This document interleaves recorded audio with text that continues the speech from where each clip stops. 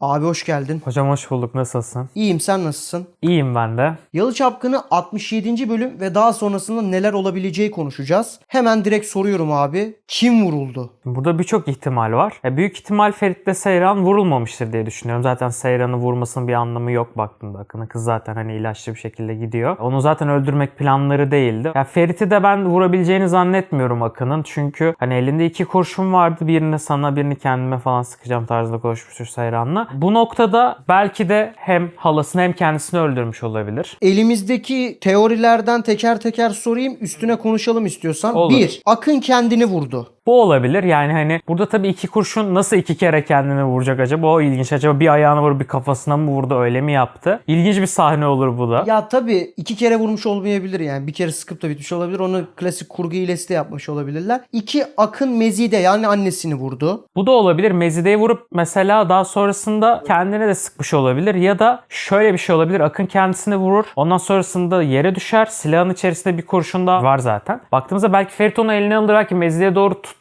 Ama bir şey yapmaz. O ara bizimkiler gelir gibi bir şey olabilir belki. Abidin abi Ferit'le Seyran'ı kurtardı. O 2 kurşunu da sıktı işte. Akın'ın artık omzuna mı geldi, nereye geldiyse. Bu da olabilir ya. Bu zaten en temel yapılabilecek şeylerden birisidir her hikaye devam ettirmek istiyorsanız. Kimse ölmeden aslında sadece yaralama amaçlı bir vuruşuyla birlikte Abidin abinin bizimki de kurtarıp götürdüğü bir kısım olabilir. Burada tabii ki de polisi de sonuçta devreye soktuğunu biliyoruz Ferit'in. Birisini vurmak istemeyecektir Abidin abi de bu süreci bildiği için. Hani sonuçta gizleyemeyecekleri bir noktaya gidecektir iş yani. Hani Abidin abi gerçekten birini öldürse sıkıntıya girebilir. Bu noktada aslında en makul olay bu gibi duruyor. Ama ben olsam 2'yi seçerdim. Diğer olasılık Kaya kurtardı. Zaten 66. bölümde de Ferit'le arasında güzel diyaloglar, destekler gördük. Kaya bu şekilde bu bölüme de paralel olarak Ferit'le Seyran'ı kurtarmış olabilir. Evet, bu da var çünkü bu bölümde gördük Kaya'nın fena değildi aslında vuruş yetenekleri. Hani bayağıdır da böyle hani kullanmıyor olsa da silahı. Böyle bir şey olabilir baktığımızda. Buradan da aslında farklı bir yere çıkabilir. Demek ki Kaya'nın başına belki de bir noktada ödül konulabilir öldürülmesi üzerine. Finale belki böyle bağlayabilirler. Böylece 4 tane aslında teori var. Bir teorimiz daha var. Orhan kurtardı Ferit'le Seyran'ı diye. Bu da şu şekilde: Orhan hatırlarsan Ferit'e bir cümle söylemişti. Gerekirse elimden gelen her şeyi yapacağım diye. Sonra zaten bir ayna yüzleşmesi gördük. Sonra Ece'yi buldu Orhan. Orhan bu şekilde ekstra bir de Seyran'la Ferit'i kurtarmış olabilir mi? Mesela olabilir. Belki Orhan da burada yaralanabilir. O çift kurşun sesinde belki karşılıklı bir kurşun olabilir. Orhan peki ateş edebilecek bir insan mı? O da çok enteresan. Yaparsa çok acayip olur. Tabii şunun farkındayız. Oraya kapaklanan Ferit'i sırtından vuran bir Akın sahnesi olmayacak. Yani evet hani sonda öyle düşündürdüğü şekilde bence senaristin olmayacak zaten. Bu tarz bir twist'i her dizide görüyoruz. Öyleymiş gibi olup ondan sonra diğer bölüm açıldığında öyle olmadığını görüyoruz genelde dizilerde. Şimdi teoriler üstünden konuştuk. Biraz da kendi fikirlerimiz üstünden ilerleyelim. Şimdi Mezide'nin ben öleceğine inanmıyorum. Ya da vurulacağına. Çünkü Mezide'nin hikayesi daha yeni başladı. Tabii canım, daha 2 bölümdür gördük kadını. Ha, reyting amaçlı öldürürlerse, ikisini diziden çıkartıp paket ederlerse anlarım ama mesela saçma olur. Madem bu kadar açtınız hikayeyi, bu kadar kaosa sürüklediniz. Kadın biraz yaşasın da biz Hattuç'u daha da tanıyalım yani. Ya şimdi reytinglerden bahsediyorsun ama reytinglerde de şöyle bir durum var. Bu hafta 1,5 puana yakın bütün kategorilerde arttırdı. Yani geçen bölüm çok düşmüştü. Hani Gattar bile AB ve ABC1'de Yalı Çapkın'ı geçmişti. Ama bu bölümde bayağı reytinglerini iyi bir şekilde arttıran Yalı Çapkın'ı gördük. Hatta totalde de 6 reytingleri buldu tekrardan. Mezide ile Akın'ın bir reyting hamlesi olarak çıkarılacağını ben düşünmüyorum. Çünkü bu hikaye daha gidecek yani. Biz artık sezon finali mi bilmiyorum ama yani bu hikaye örülmeye de başlandığına göre gidecek bir hikaye var. Tabii çıkarsa Mezide ya da Akın, bu çok radikal bir karar olur. Ya bence de çok radikal bir karar olur. Ya bunlar da çıkartması gereken oyuncuyu çıkartmıyorlar da çıkartmaması gereken oyuncuları tak diye kesiyorlar. Onda da ben şaşırıyorum işte. Sağ solu belli olmuyor. Benim anlamadığım noktalardan biri şu: Pelin de bir ara çıkıyordu. Bir ara Serter de çıkıyordu. Hatırlarsan bu geri dönüş bölümü vardı ya meşhur. Oradan itibaren hikayeler değişiyor mu demiştik. Hiçbir şey değişmedi. Tekrar mafya dizisine döndüğünü gördük. Yan karakterler bazında örneğin Nevra mesela paket edildi. Nevra diye biri yok şu anda ya. Yan karakterlerin yan karakterleri bazında çabuk çok çıkışlar oluyor ama ben özellikle Mezide ile Akın'ın çıkabileceğini düşünmüyorum ama kim vurduğu da merak ediyorum tabii. Ben de onu merak ediyorum. Eğer Akın'ın başına ölmese bile böyle bir vurulmayla birlikte bir şey geldiyse bence vuran kişi daha önemli. Çünkü onun karakter dönüşümü acayip olacak. Yani Abidin abi, Kaya veya Orhan üçlüsünden birisi. Ya da kendini vurdu da. Bu bölüm çok fazla mentali kötüydü. İntihara meyilli olabileceğini gördük. Mesela ben o bölümü izlerken hep şey diye düşündüm. Mezdihalı'ya karşılık gelip aslında Seyran'ı kaçıracak gibi bir durum sezdim. Ama mesela onun da dönüşümüyle birlikte daha artık ne yapacağını bilmeyen bir duruma da gelmişti. Kukla ya. Evet, aslında bir kukla haline gelmişti. Mezdiha Hanım tarafından yönetilen. Enteresan bir şey var. Kadınların, erkek karakterlerin hepsini aslında yönettiği bir senaryo izliyoruz dizide. Ya bu açıdan oraya dinamikleşti ve mafyaların başlarının hepsi kadın şu an karakterlerin baktığında. Enteresan bir şekilde ilerliyor o hikaye kısmı. Ama mesela benim ilgimi çekiyor mu dersen ya da izleyicinin ilgisini çekiyor mu o kısımlar dersen çekmiyor bence yani.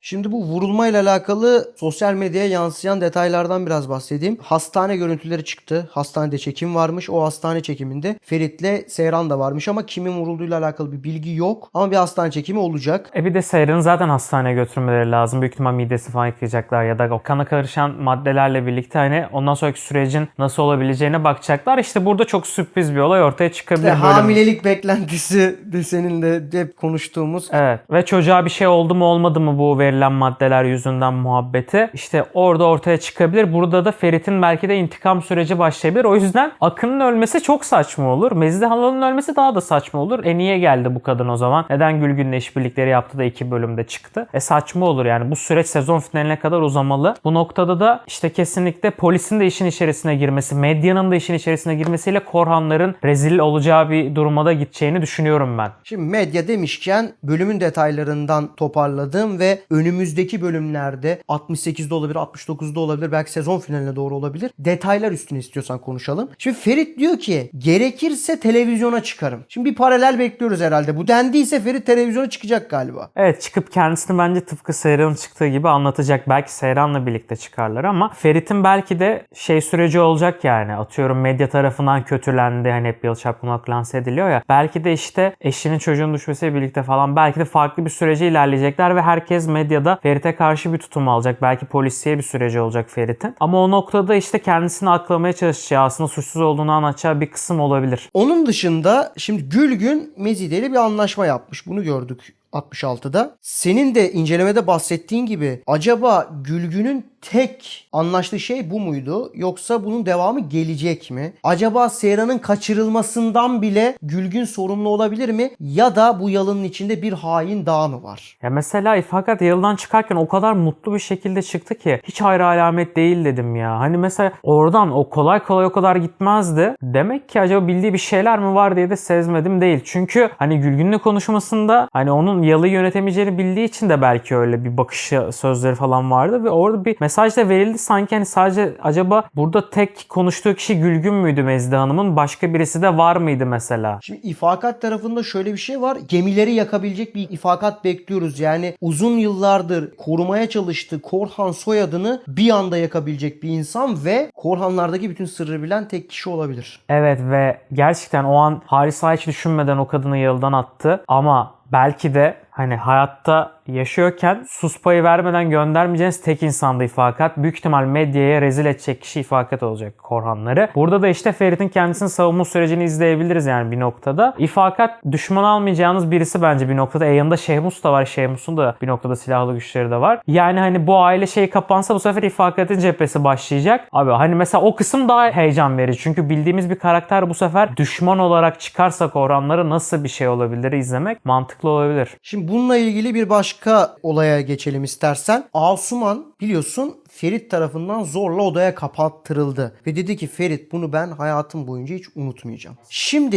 İfakat'la Asuman arasındaki işbirliğini biliyoruz zaten. İfakat'in içerideki yeni adamı, yeni kuklası Asuman mı olacak? Evet, çünkü Suna bu bölüm ispiyonlamasıyla birlikte İfakat'e aslında İfakat de bunu ilerleyen bölümlerde sezecektir zaten. Suna'ya güvenemeyeceğini anlayacak. Bu noktada da aslında o üçlü ittifak biraz bozuluyor gibi olsa da Asuman o evin içerisinde İfakat gibi davranmaya başlayıp daha kötü bir karaktere ve ajan da olacak, bilgileri aktaracak İfakat'e. İfakat de buna göre oyununu oynayacak. Bu yüzden de Korhanlar ne yapsa kazanamayacak gibi izleyeceğiz bence medya savaşlarında. Tabii onun dışında değişen bir Kazım. Tamamen kızını düşünen bir Kazım. Onun da böyle bir yükseldiği bir sahne gördük. Nasıl böyle kızıma yaparım, keşke dilim varmasaydı söylemeseydim diye. Yani o sahne alakalı şunu söylemek istiyorum. Kazım bir değişiyor, dönüşüyor ama yani biz bu Kazım'ın ne hallerini gördük. Bu adamı düzeltemezsiniz. Bu kimliği düzeltmenizin bir şansı yok. Ya bu adamın nasıl iyi bir karaktere dönüşümünü izleyeceğiz. Ben gerçekten çok merak ediyorum ve izleyemeyeceğiz diye düşünüyorum. Tabii canım, yani hani işte o elindeki bastonu atmasıyla böyle bir değişim yaşaması, işte kızının başına bir şey gelince bu hale bürünmesi güzel de onun da aşk mevzuları var. Onun da baktığımızda kızlarına bakış açısını biliyoruz aslında. Hep kendi avucunun içinde tutmak istiyor. Gerçekten sevdiğini biz göremiyoruz hiçbir zaman. İşte bölümler boyu böyle Ferit'le böyle sahne yazıyorsunuz. Biraz empati kuruyoruz. 2 bölüm sonra tekrar Kazım aynı Kazım. Aslında Seyran'ın da daha önce demiş olduğu şekilde en iyi tespiti o yapmıştı bir noktada bence. O yüzden de hani birazcık o yani hep komedi yanı taşısın dizinin hem de dramatik yapıyı biraz güçlendirsin diye eklenmiş bir olay ama ben yemiyorum. Seyirci de bence çok fazla yemiyor. Şimdi bu bölümde gözükmeyen bir Pelin vardı. Mutlaka 67'de geri dönecek bir Pelin seyredeceğiz. Tabii şimdi Kayla mevzuları devam ediyor.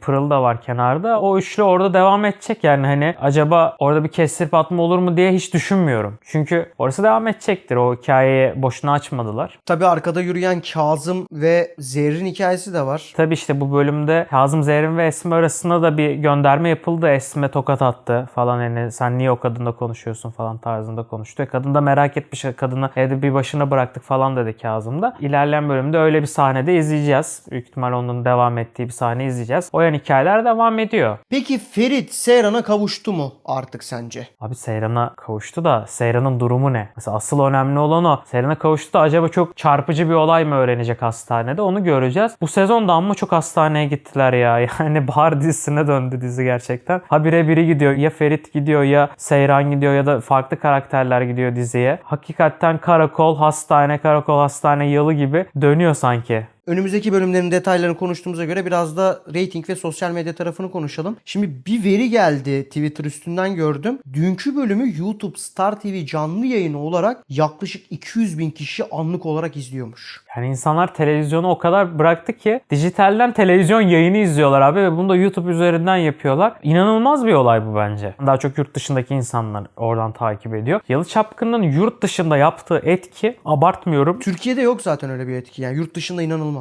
evet ve yerli bir dizi. Çok enteresan. Yani bunun üzerine ayrı bir video yapıp konuşmak lazım. Neden başarılı diye. Onu da bir ara yapacağız. Neden bu kadar sevildi? 120 ülkede satılmasının da yanında hani bizim ülkemizden daha çok farklı pazarlarda daha çok sahiplenildi bu iş işte. Farklı bir isimle çıkmasına rağmen inanılmaz. Abi YouTube izlenmeleri de hala çok yüksek. Tabii canım ya, 10-15 milyonları buluyor bir hafta içerisinde dizinin izlenmeleri. Bizim videoları da izleyen insanların %10'luk bir kısmı yabancı ülkelerden takip ediyorlar ve yabancı yorum atıyorlar. Altyazı koyduğumuz için herhalde takip edebiliyorlar. Ya çok enteresan bir oran. Yalı Çapkını'nda ama bu böyle. Mesela Kızılcık Şerbeti daha lokal bir iş. Onda yabancı izleyici çok takip etmiyor. O yüzden Ya izlenmeler. benim şu anda gördüğüm yok abi ya. Bu kadar büyük global çapta bir dizinin bu kadar fazla izleyicisini ben hatırlamıyorum. Evet, ben de son zamanlarda hatırlamıyorum. Bunda tabii ki de bir sürü faktörü var baktığımızda. Farklı bir şeye gitmesi başlangıçla birlikte insanların ilgisini çekti. O ilk sezondaki olayların ilk 15-20 bölümdeki şeyler satışlara çok büyük etki etti. Daha da uzun konuşuruz onu ayrı bir videoda. 3. sezonda zaten olaylanmıştı. Bundan bahsetmiştik. Son olarak bir de rating konuşalım. Ratingler yükseldi, ne düşünüyorsun? Evet ama çoğu dizinin yükseldi. İnsanlar dizi izlemeyi özlemişler. Bir de bayramda ekstra bir düşüş yaşanmıştı her dizide. Cuma günü özellikle herkes tatile gideceği için herhalde bir noktada bırakmıştı. İnsanlar da bir noktada hasret kalmışlar diziye. Ben de yani dizi izlemeyi özlemişim 14 gündür. Herhangi bir şey izlemiyordum. Ya video falan da çekmeyince hem video çekme hem dizi izlemeyi özlemişim gerçekten açıp böyle. O açıdan normaldi ama bakalım Yalı Çapkın'ı 5-6 bandını koruyabilecek mi? Bu aynı hikaye akışıyla onu göreceğiz. Teşekkürler abi. Ben teşekkür ediyorum. Spoiler incelememizi beğendiyseniz videoyu beğenmeyi ve kanala abone olmayı bir kez daha unutmayalım arkadaşlar. Başka videolarda görüşünceye dek hoşça kalın.